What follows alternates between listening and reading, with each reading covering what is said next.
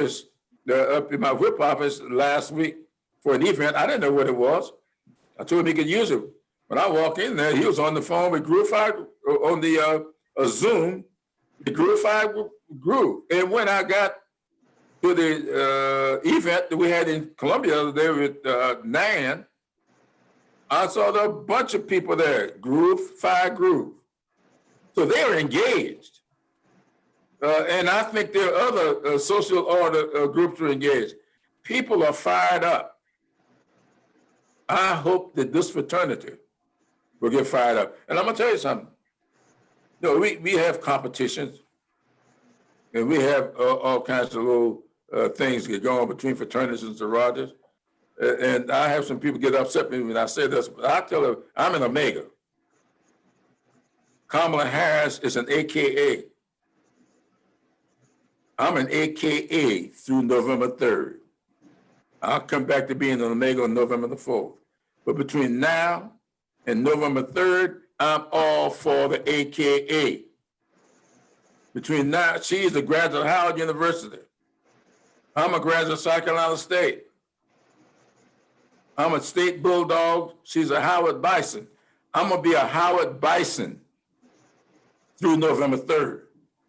We need to put everything aside and concentrate on one thing. If John Lewis was here right now, I can tell you what he would say. Keep your eyes on the prize. That's what we got to do. And it's not hard. You can get, listen, Brother Kurt Walker, you know, I don't know whether or not they've changed the numbers of the precincts down in Charleston, but when I was in Charleston, the biggest precinct down there, biggest black precinct was Ward 12. Now, Ward 12, you can order a list of every registered voter in Ward 12 by street address and start dividing up the list among the people in the chapter. Same thing for every church. If every church, every lodge, every chapter were to do that, we would turn out more than 75% of the vote. That's what we're gonna have to do. I'm not too sure we can win this election with only 75% of the vote. I know we can't win it if you only get 50%. Gotcha. Brother Graham Marion, can you elaborate some more on that, sir? Well, I would certainly say that I want Congressman Clyburn to know that Omega is fired up as well about this election. We are pushing voter registration, voter education, and voter mobilization. Omegas have the corner on the radio market, and we've been able to get Steve Harvey and D.L. Hughley and Ricky Smiley on board with the messaging that we want to push that initiative.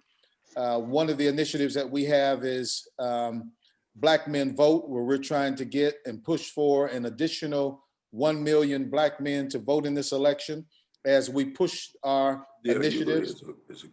So we're very excited about, and we know the importance of what he pointed out, that you can start voting in October for November, and we're pushing early voting.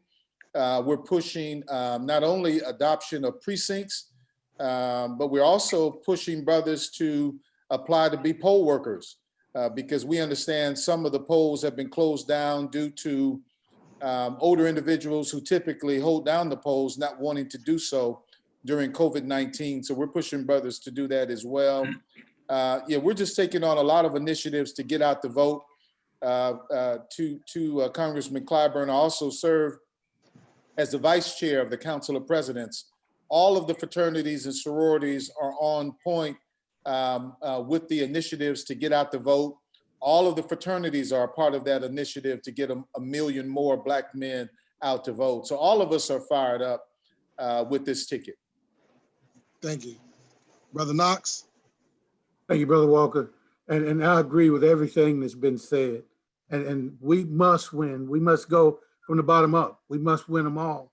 And there's never been a greater time than now to recognize that we are one. All of our organizations must come together. The Greek letter organizations, the churches, the social organizations, we must all come together, because if we don't, we're all going to face the same thing as Brother Clyburn said, and we all will be impacted. If you think that this man was bad in his first term, let him win a second, and we all will be facing that same thing. So now is the time that we really must focus on having everybody come together, and we can't stop at 75%. We must try and get everybody, as my granddad used to say, lottie dottie, and everybody need to get to the poll one way or the other. And while we all have resources, we must be able to drive those people to the poll that can't get there, and those who have some disability and can't go in, they can come out. They'll come out and make sure they're serviced. So we've got to use all of our resources. We've got to use all the ingenuity we can to make sure this happens. And now is the time. And I must tell you, I'm excited about our young people. They're courageous, they're resilient, and they're listening to the gift of wisdom. They're listening to Brother Clyburn. They're listening to President Obama. We must take advantage of that energy they have and continue working together, continue sharing that wisdom with us, and all be together and get this done. We don't have a choice. There's no choice for us not to get this done. Yes, and before we go any further, I want to recognize one of the other Supreme Council, the DR from the 3rd District, Brother Corrado Morgan. I know he's in the house, so I just want to know he's recognized, and we thank him for coming by tonight. I'm going to start with the next question, Brother Clyburn. You gave a very supportive endorsement of Joe Biden, and can you please reiterate why we should be excited about Joe Biden and his agenda? Well, as I said before the endorsement, I didn't make this statement during the endorsement, but before and after I made it, and I'll open up here tonight saying it. When you are making a choice between two candidates, you should not be comparing the candidate to the Almighty. You ought to be comparing the candidate to the alternative. And the alternative in this election is 45. Right? We're going to have an inauguration in January. That inauguration is going to take place on January 20th, and one of only 2 people will be inaugurated. It's either going to be Donald Trump or it's going to be Joe Biden. Now, when I made my endorsement, I didn't endorse in a vacuum. I talked to a lot of people to determine what their feelings were. And I was surprised at the number of people who told me that they liked Joe Biden, but they were not sure. With such a big field of candidates, they were not sure that he could break out of the pack, though they felt that he was the only one in the pack that had a real good chance against 45. So all of that factored into my decision to endorse. Now, just so you know, when I decided when I was going to endorse, I met with Joe Biden the Sunday night before the primary. We met there in Charleston. Remember the debate was in Charleston on that Tuesday. I met with him that Sunday night on the ship, the Yorktown. And I told him what I was getting ready to do. I told him why. And I told him what I felt. Then I called Antoine Seawright, as some of you may know, who handled a lot of media stuff for me. I said, Antoine, I want to spend Monday developing some radio tapes and some robocalls. I said, because when I endorse Wednesday morning, I want us, the debate was Tuesday night. I made the endorsement Wednesday morning, and that day, we started doing radio ads, we started doing robocalls. And then I said to him, I said, now, if this works, and we win South Carolina, I want these ads going to every Super Tuesday state and as well as the robocalls. I had been in Texas about 2 weeks earlier, and I've been hearing from people in Texas that they thought that Joe Biden was the best candidate, but they did not know whether or not he would break out of the pack. People in Texas felt the same way, so it wasn't just South Carolina. So that's what we did. And we had those robocalls ready. We had the radio stuff ready. So when the votes came in on Saturday night in South Carolina, I went to Fayetteville, North Carolina, Fayetteville and Goldsboro the next morning. I was in Goldsboro, North Carolina. You all may have seen I was there with Biden when the votes came in, but I was up early the next morning. I went straight to Goldsboro, and from Goldsboro, I came back down to Fayetteville. And I could tell from the people I was meeting with that they wanted Biden too. And I said to Antoine, get the tapes rolling, run the radio ads, and I didn't ask anybody for any support. We did that ourselves. And so that's how it all happened. Finally, there was one other emotion in all of this. My wife knew Joe Biden very well. She knew Jill. And she passed away last September. And we were talking about this election.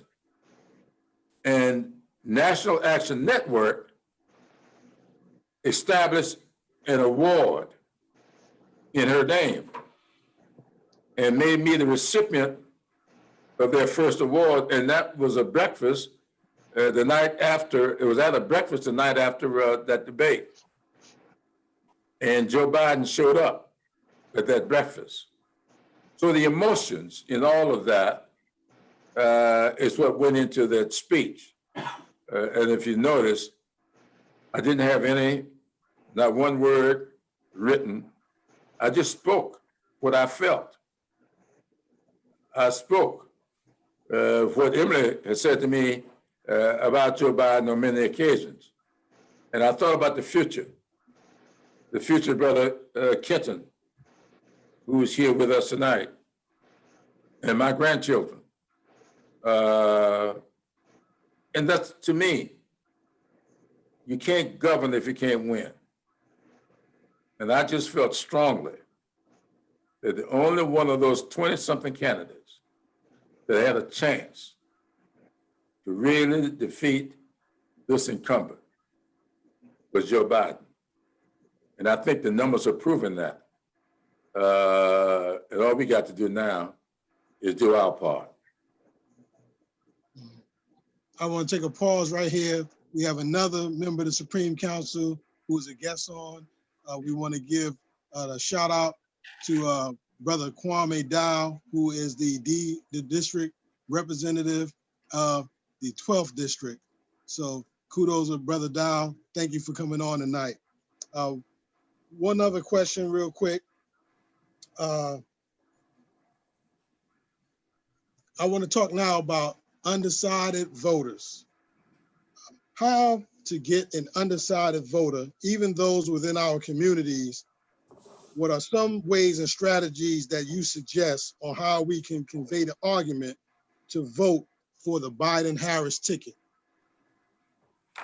Well, I know what one of some of the arguments are, but I want y'all to listen to this for a minute. The Violence Against Women Act. First time we ever had a law. The Violence Against Women Act. Community policing. First time we had a law established community policing. 200,000 cops on the street.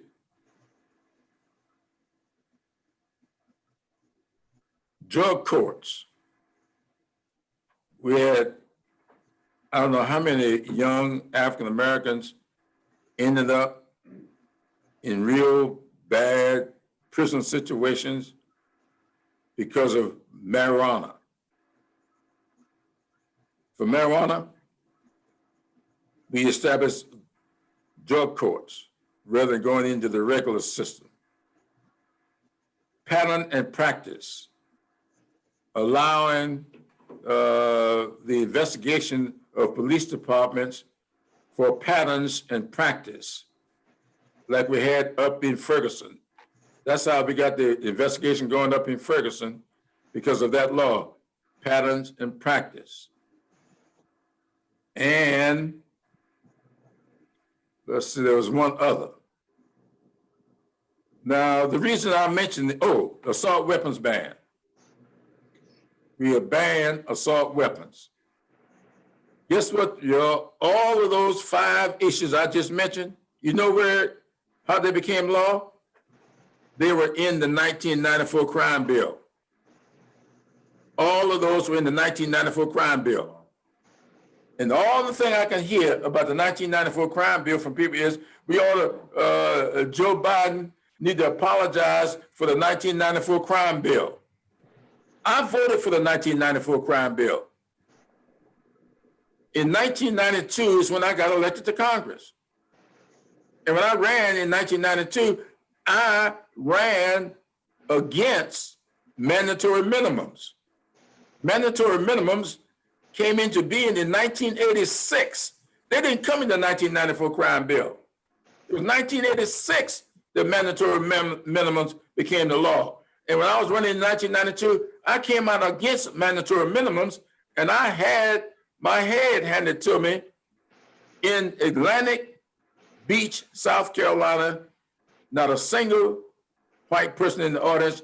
Those black folks wanted to run me out of there because I came out against mandatory minimums. So all I'm saying to you is, in 1992 and in 1994, the black community supported strong penalties for drugs. They had no idea, like none of us had an idea that we would lose the election in 1994. Remember, we passed the crime bill in the spring of 94. In November of 94, we lost the election and Newt Gingrich became Speaker of the House. And that's how we got all this bad stuff, because the good stuff, violence against women, they let that expire. The assault weapons ban, that expired. Community policing went away. Drug courts went away. So what's there to apologize for? So you got these Russian bots or whatever they call them. And I just saw a headline about 2 hours ago. There's a new one out here now, and it says right from the Russians, and they are in the black community with that foolishness trying to turn black people against Joe Biden. So you need to talk to people you talk to and says, come on, let's get off of this crap. This stuff is dangerous, and we ought not fall for it. It's just like Black Lives Matter. Black Lives Matter is one of the greatest movements, at least since the 1960s. And all of this violence, that's not the Black Lives Matter people doing this. That's people coming into these communities from the outside This guy that shot three people, killed two of them, he came in that community from Illinois, 17 years old with an assault weapon. If Joe Biden's law has still been in effect, he would not be allowed to be walking down the street with an assault weapon hung over his shoulder like is allowed now because we got rid of the assault weapons ban. These are not protesters. These are provocateurs. These people come in to provoke violence.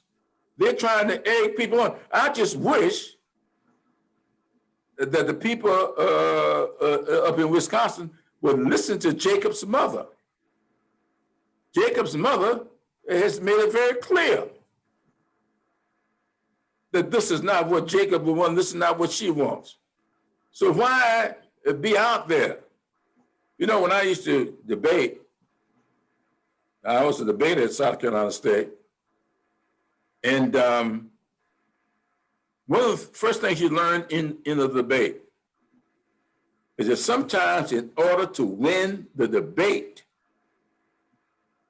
you have to concede a point. You concede a point in order to win the debate. If you try to win every point in the debate, you might lose the debate. And that's what's happening now. We can't win every point. Concede a point so we can win the debate. And that's why you just got to talk to people about, think about this. In Columbia, South Carolina, we had a big demonstration. I was there after George Floyd was lynched. 1 hour after our demonstration was over, 1 hour later, windows started being busted out and buildings and people throwing Molotov cocktails. All of the protesters had gone home, including me and the mayor of Columbia. The mayor saw something wrong. He called the police chief. Steve Benjamin is the mayor. He's a nice fellow. He's a Kappa, but a nice fellow. He called the chief and said, "Chief, we need to investigate. Something's going on here." They did investigate, and they arrested the people. They came from outside. They were not from Columbia. We saw in Minneapolis a guy walking down the street dressed in black, busting out windows, camouflaged as a black person. They arrested him, found out he was a white supremacist, camouflaged as a black person. So there wasn't the protesters doing that in Minneapolis. People came from the outside. And we just saw in Kenosha, whatever that place is up in Wisconsin, we just saw people riding down the street shooting paint guns.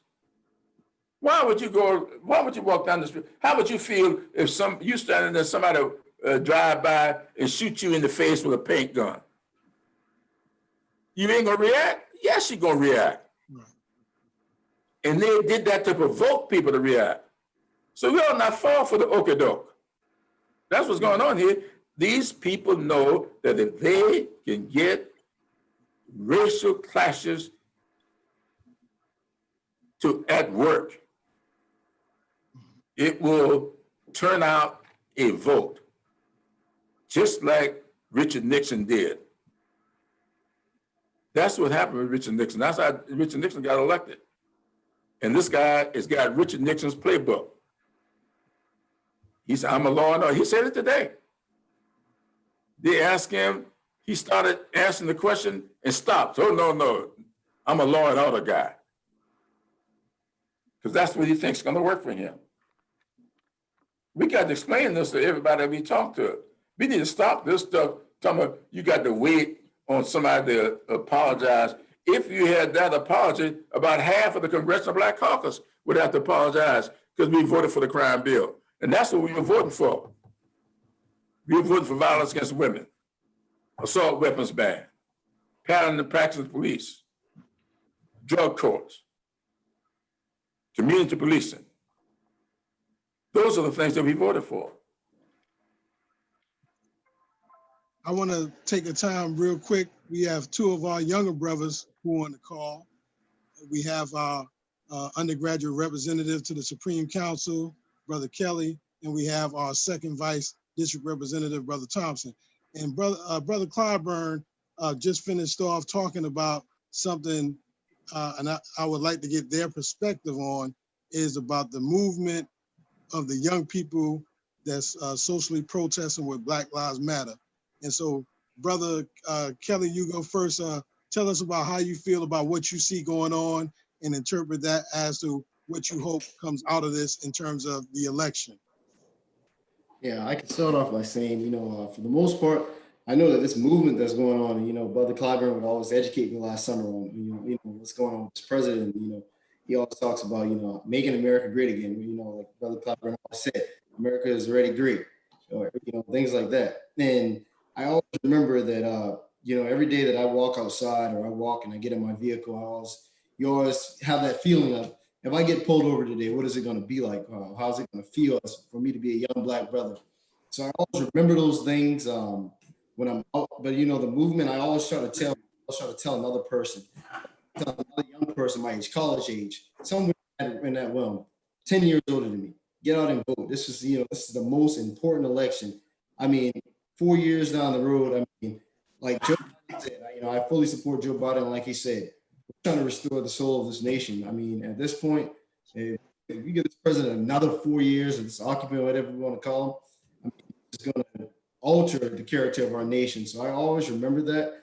And, I just always think that we have to get out and do our part, because all you guys one day will be dead and gone before we are, and the future leaders of America. Thank you, Brother Kelly. Brother Thompson? Good evening, brothers. So my spiel on the Black Lives Matter is I'm a firm believer in Black Lives Matter, and I support the cause 100%.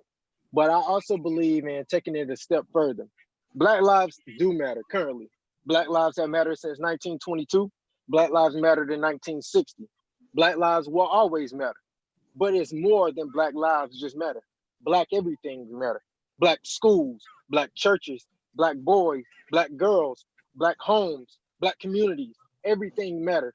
So when I say that, my point is to say we have to do more than just hold up signs and stand out and say Black Lives Matter. It is a lifestyle that us young people and older people have to adopt.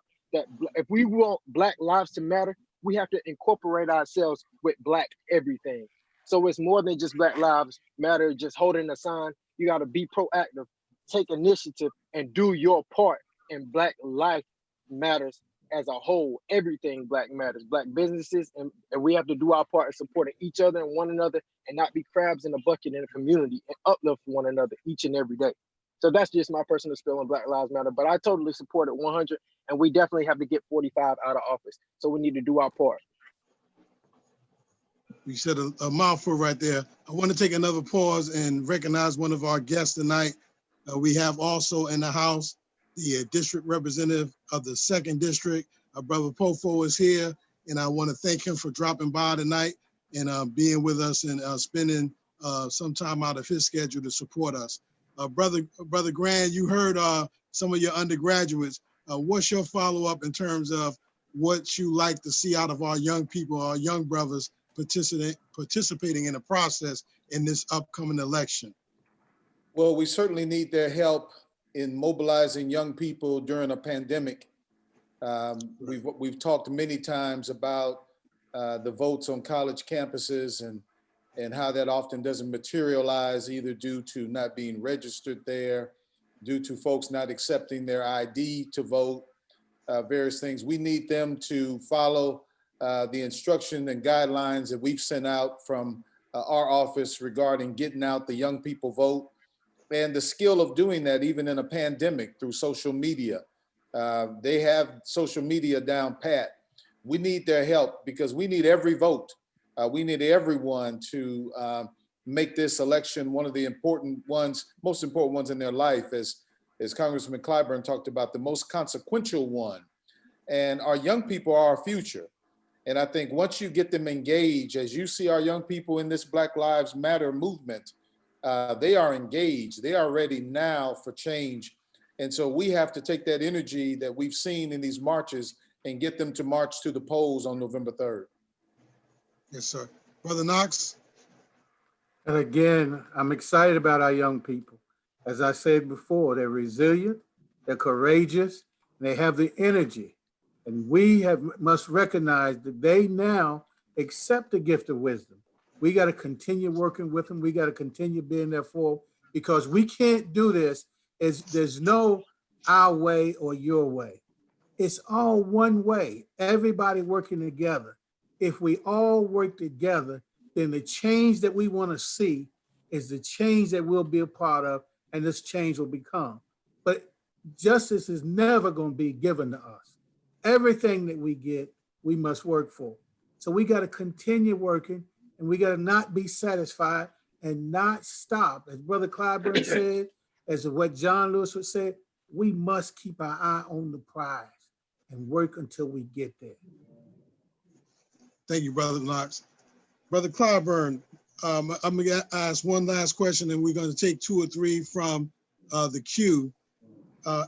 As one of the highest ranking members of Congress, and most people would say Joe Biden owes you a lot to get him getting him this nomination in terms of winning the South Carolina primary, and that helped catapult him forward. And being that you helped single-handedly save his campaign, what would be on your wish list if Biden and Ms. Kamala Harris, takes the reins as vice president? What would be on your wish list of things in terms of what would you like to see that administration not only do, but put into play? And then the follow-up is, one of your comments was that before Ms. Harris was selected as a vice presidential nominee, that you said, he should select or consider an African-American, which he did. But you also said that it was more important that we probably might need another Black on the Supreme Court. Can you talk a little bit about those 2 things and elaborate on the importance of, even if they win, getting a Black person on the Supreme Court? Well, let me give you the backdrop to that Supreme Court business. Yes, sir. You may recall that early in the campaign, Joe Biden said that if he were the nominee, he would select a woman to be on the ticket with him. So in that meeting, that Sunday night, I said to Joe, I said, look, I have no idea whether or not the woman you will select, if you get the opportunity, will be Black or white. I said, well, let me tell you this. If you get to be president, I want to see a Black woman on the Supreme Court. I said, we've had 4 women on the Supreme Court thus far. It's time for a Black woman on the Supreme Court. I said, so irrespective of who may be the woman, Black or white, that you selected your running mate, I want to see a Black woman on the Supreme Court the first chance you get. That's the backdrop to it. So all this other stuff you've been hearing out there, people speculating. So I never said that it was more important for it to have a Black woman on the Supreme Court. I told him, just like I just told you, that I have no idea whether it be Black or white on the ticket with you. Now, when it boiled down, after George Floyd and other things started to happen, it became clear to me that symbolically, he needed a Black woman. And I was on Amy Klobuchar when she got out of the race from Minnesota. She said, I'm getting out. And I think that Joe Biden ought to put a Black woman on the ticket. She endorsed Joe and said he ought to put a Black woman on the ticket with him. So that's how this whole black thing and the black Supreme Court thing occurred. Now you ask me about what my priorities. This may shock you. This may shock you. But let me give it to you in my rank order. Number one, I want to see a national plan to get beyond this pandemic. We can't, as a country, survive the way we're going. The last time we were in a position like this was 1918. The Spanish flu hit this country in 1918. Now, people keep talking about it as if it came in 1918 and left. No, it didn't. The Spanish flu stayed around for 2 solid years. It did not leave us until 1920. I don't want to see us going around here for the next 2 years wearing masks, having to Zoom everything. I want to hang out with you guys. I don't mind having a drink alone. I'd rather have a drink with y'all. That's right. So we need to get beyond this pandemic. So that's number one with me. Number two, I want to see a federally qualified community health center within commuting distance of everybody in this country. And we can do that for $65 billion. My bill, which I co-authored along with Bernie Sanders, since you all know, Bernie Sanders and I co-authored the bill. So it ain't personal with me endorsing Joe Biden. It's what I thought needed to be done. So it ain't personal with me. The Community Health Center bill is a bill that I've got in the House and Bernie Sanders has in the Senate, and we're pushing for that bill. So when you talk to folks out there, let them know it ain't personal with Jim Clyburn. That's number two, a community health center within community distance. Now in South Carolina, we just closed 4 rural hospitals. In Oklahoma, I think they closed 7. All over this country, rural hospitals are closing down. So people got to leave rural areas and be dead by the time they get to a hospital to get help. We need a community health center, federally qualified community health center within commuting distance of everybody in this country. That's number two. Number three, we need to have broadband in every home. We've done that for electricity. But people tell you it can't be done. We've done that for electricity. There's not a place in America where electricity is not available. There are some places where it's not affordable, but every place it is available. So those utility poles that you got the lines on for electricity, we need to have fiber optic lines on all those poles. The right-of-ways are already there. And my bill has already been passed by the House to do it. $86 billion is what it would cost to put broadband in every home. Number 4, now I usually do things in 3s, but in this instance, I got a 4th one. Get that 4. 10, 20, 30. 10, 20, 30. You know what that means? The Census Bureau said that any community in this country where 20% or more of the population has been stuck beneath the poverty level for the last 30 years, they classify as a persistent poverty community. There are 500 counties in the United States of America that fall into that category. So what I say is that when we do the appropriation bills, and Joe Biden has put this in his platform, I insisted that it had to be in the platform, and it's there, that at least 10% of all the money appropriated in this particular budget must go to those communities where 20% or more of the population's been stuck beneath the poverty level for 30 years. That's where 10, 20, 30 comes from. And it works. If you're in South Carolina, if you've been driving up and down I-26, You get up there by Bowman, you see that big water tower out there with Bowman written on it. They got that because of 10, 20, 30. If you're down there in Marion County, Britain's Neck got a new water system, 10, 20, 30. You in King Street, Williamsburg County, they got 136 miles of water lines that have been installed, 10, 20, 30. 4,600.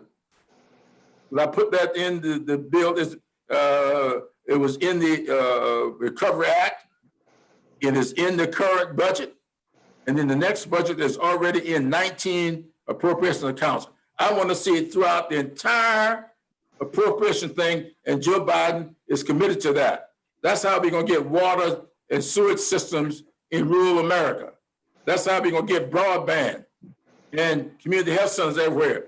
Demand that at least 10% of the money, not a ceiling, but a floor, at least 10% must go into these communities. So those are the 4 things I want to see. And just so you know, I ain't looking for no job. I don't want no job. I love being in the Congress. I love being the House Majority Whip. And when I leave this job, my plan is to get in my golf cart and don't get out of it. I hear you, brother. I hear you, brother from Clyburn. I'm gonna pause right here. We got also 2 other visitors I would definitely like to recognize.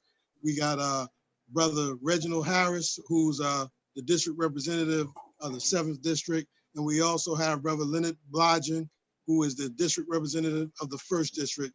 Thank you 2 brothers for joining us tonight and taking time out of your schedule to be with us.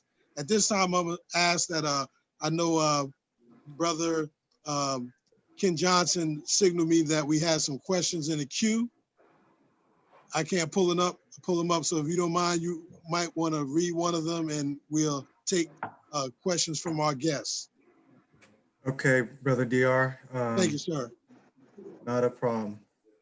A question, what are some of the things, and I think these are addressed to Brother Clyburn, what are some of the things we can do when we adopt a precinct? I think the first thing to do, it sounds kind of ominous, but here's the way it works. It would say, I think I said a little bit of this before. If you look at all the precincts in Charleston County, I forgot the number now, and my whole thing is you can get a printout of every precinct, of every registered voter in every precinct by street address. You want to get it by street address. And that way, you can match that printout. Let's just say Darlington Avenue down in Charleston. If you had the printout of every registered Black voter on Darlington Avenue, then you could zero in on just those people who are registered. Don't need to spend your time on people who ain't registered.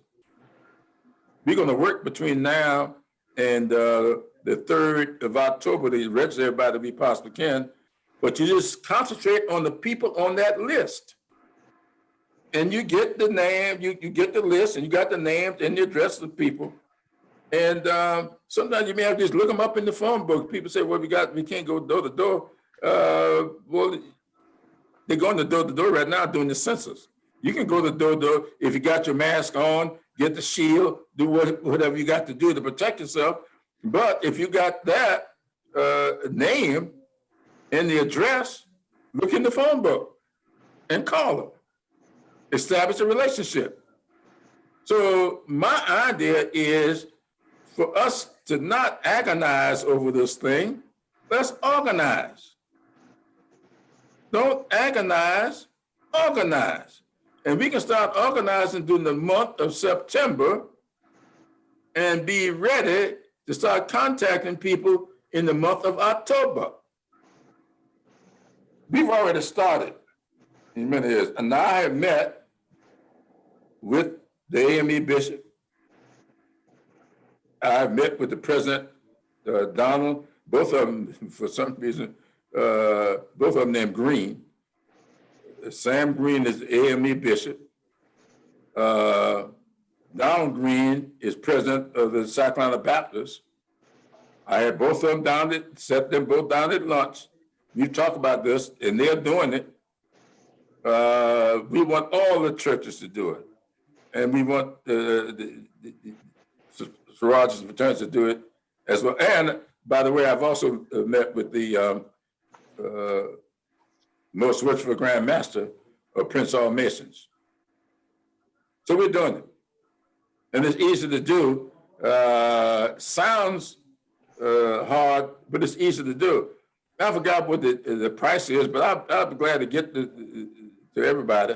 But if you promise to use it to get the work done, I think I'll find somebody that purchased the printout if you're afraid to spend all that money you got. Yeah, we can take that, Brother Clyburn. What's our next question, Brother Johnson? And Brother DR, if you're okay with it, do you want to close the questions after I go through the 6 that are on the screen? You can go a couple more and then we're going to shut down. Yes, sir. Okay. Having been instrumental in handing the nomination to Biden, do you think if offered, you would serve as his chief of staff? And as chief of staff, could you be more effective in furthering an African-American agenda? Absolutely not. Both of those. Chief of staff is a job. Look, I've been working all my life. This is as hard a work as I'm going to do. No, I'm not going to be anybody's chief of staff. You know what it is to be a chief of staff? Stand in the office all day and up all night? No, man. I'm 80 years old. It sounds like we can go to the next question, Brother Johnson. Is there more the Biden campaign can do to combat the vicious lies the Trump campaign is issuing 24/7? Well, I think the judge started that yesterday, and I don't think he's going to stop. I think, in something like this, everybody always wondering whether or not there's going to be some blowback here, or whether or not, how that will go. I think that the reviews from his speech on yesterday should be all he needs to incent him to do more. So I think he's on the offense now. I think he's going to stay on the offense. I told the campaign when I talked to him, I said, look, the only thing you do, I wasn't that great a football player, but I played. And I know when you get in a defensive mode, you're just trying not to lose. In a campaign, you better run to win. There's a big difference. We can't be on the defense and win the campaign. You got to stay on the offense. You got to take it to your opponent. And I think Joe started that yesterday. I don't think people ever thought that he could be that forceful or would be that forceful. So I think he's doing what he needs to do. Okay.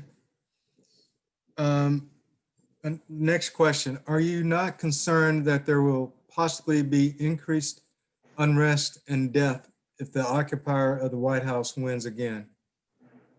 Yes, I am concerned about that because this guy's not going to stop. And we ain't going back. He may think we're going back, but we ain't going back. John Lewis, I keep bringing him up because John Lewis has some great little sayings about this. He says, we are not going back. He loved to say that. We're not going back. This guy's trying to take us to a place we've already been. And we aren't going back. And so I am very concerned. That's why I am so concerned about winning. But I'm interested in us continuing this pursuit. why allow the clock to get turned back and then we got to start all over again? We've been there. We tried that. The clock got turned back after Reconstruction. The clock got turned back with Plessy versus Ferguson in 1896, 98, whatever it was. We've been there before. We started forward in 1954 with Brown v. Board of Education decision, and we've been pressing forward ever since. Yeah, Nixon tried to turn us back in 1968. George Wallace tried to turn us back. We did not let any of that turn us back. So Donald Trump is trying it again. And we must not let him succeed this time.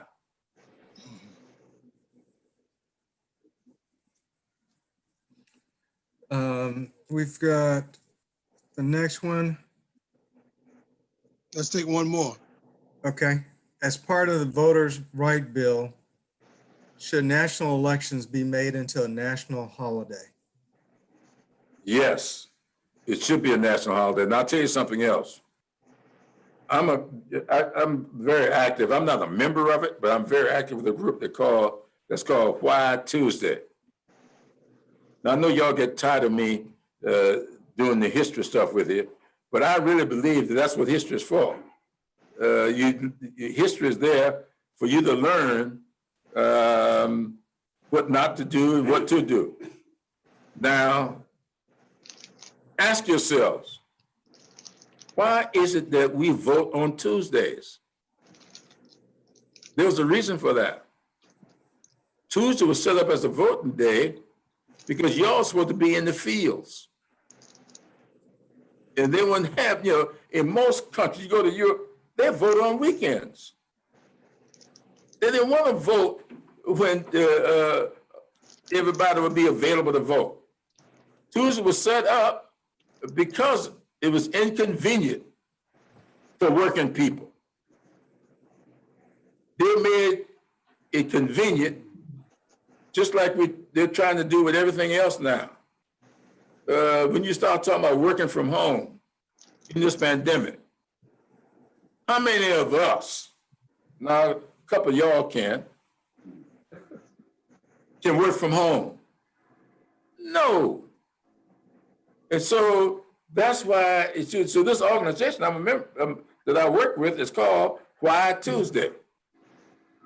So I know why it's Tuesday. So we ought to make election day a holiday. So why is it you vote, have national elections on a Tuesday, but it's not a national holiday?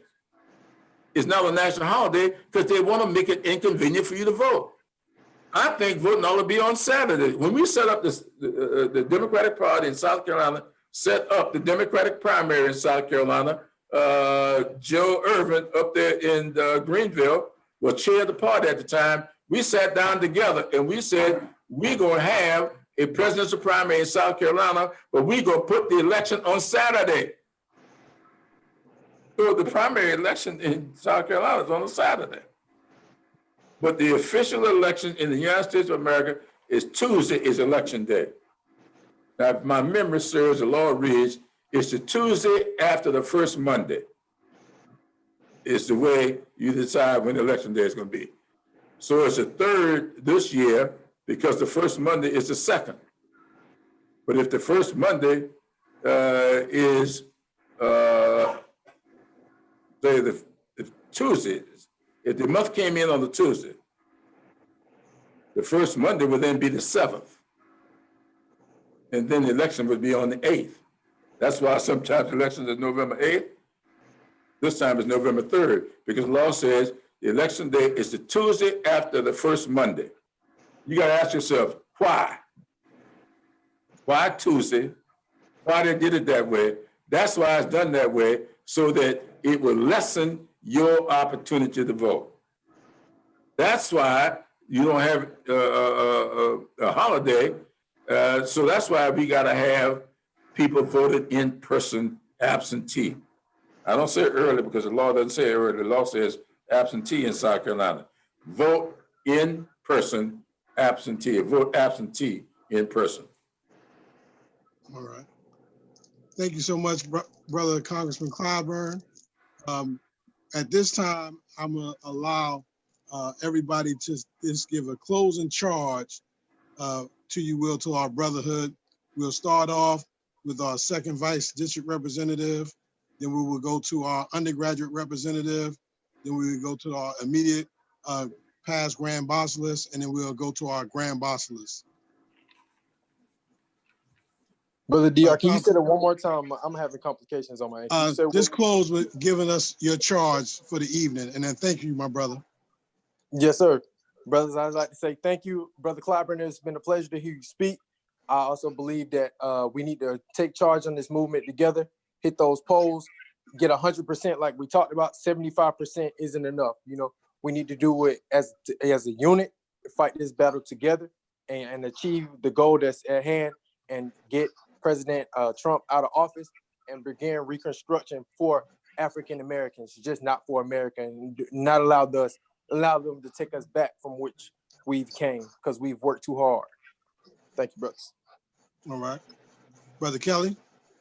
Yes, I would say with 63 days left to election day, I really think that I give this charge to every single brother that we should all get out and do our part, vote, and do what's right. I think no matter what you're thinking, put all your personal thoughts aside. I think just do what you got to do. Again, I thank all the brothers for joining us tonight, and everyone who would join us. And thanks to Brother Clyburn. Thank you. Thank you. Thank you so much. Brother Grand Knox? Brothers, faith without works is dead. We must go to work. We must put everything else aside.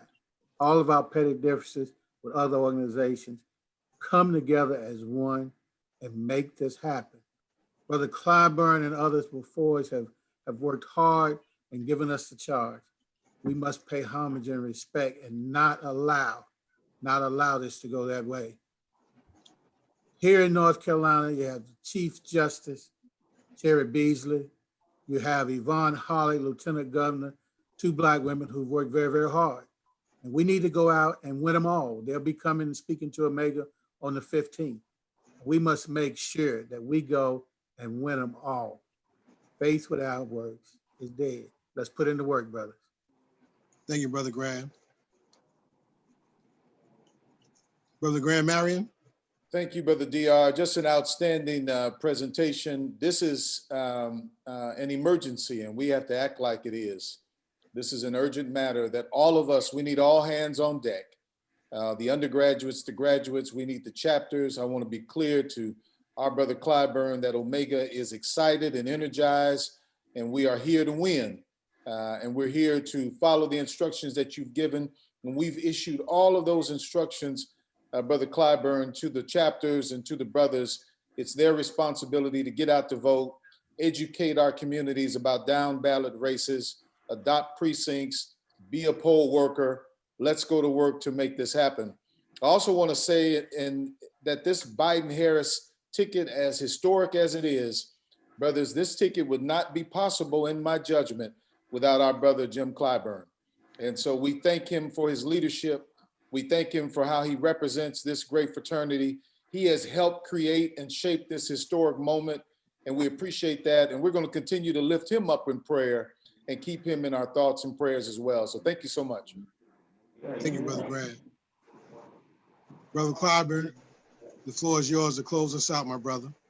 Well, thanks, Joe. I know y'all have heard maybe too much from me tonight, but thank you, Brother Walker, for your friendship, and thank you so much for all I know you're going to do between now and November 3rd to get me reelected, get Jimmy Harrison elected, and get this ticket, have this ticket carry South Carolina.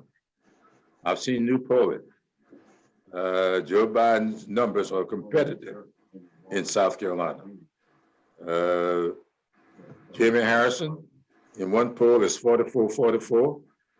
In another poll is 43-42. One's got him 41-40. But nobody ever would have thought that 6 months ago. Jimmy can win. I think I can get reelected. And I think we can get this ticket, Biden Harris ticket, to the finish line. Let me close, since Brother Knox went to church, and me as the preacher's son, I'm not going to go to the Bible. I know that's the second chapter of James he just quoted. Faith without works is dead. I'm going to say something that used to sing in my daddy's church. They in that church in something, every now and then, someone would get up and they would testify. They had a little song to go with it. I'm running to make 100. 99 and a half won't do. Y'all have heard that. If 99 and a half won't do, 75% ain't gonna do. All right. Thank you, guys. Thank you, Brother Again, Clyburn. Thank you so much, Brother Clyburn. Thank I want you. to, number one, thank my executive committee for helping out with this event, executive assistants, and Mr. Brother Tony Clyburn, who came in and stepped up for me. And also, I want to thank our visiting Supreme Council members, our district representatives, who thought it worthy to be on the call tonight. Again, my brothers, thank you. Remember to vote, stay safe, keep your family healthy. Remember, COVID is out there. So let's not take any neglect in not being or taking precautions. So stay safe, my brothers. God bless y'all, and a good evening. Thank you all so much. Thank you, Brother Clyburn. Okay, thank you, guys. Thank you, Brother Appreciate Clyburn. you. Good evening, Yes, sir. brother. Good night, brothers. Okay, Good night. Brother Thompson. Oh, and Brother Clyburn, I'm gonna say I'll be